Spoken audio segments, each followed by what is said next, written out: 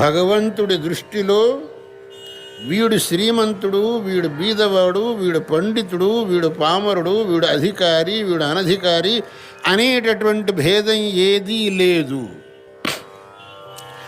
అలా భేదం చూపించేవాడైతే వాడు భగవంతుడు కానే కాదు. ఎవడికైతే అటువంటి భేద దృష్టి ఉంటుందో వాణ్ణి మనం భగవంతుడు అనటమే లేదు. ఎవడైతే ఇటువంటి ఏ విధమైన భేదం లేకుండా భక్తితో ఉపాసించే ప్రతి ఒక్కడికి సమానంగా అనుగ్రహం చేస్తాడో వాణ్ణి మనం భగవంతుడు అని పిలుస్తున్నాం.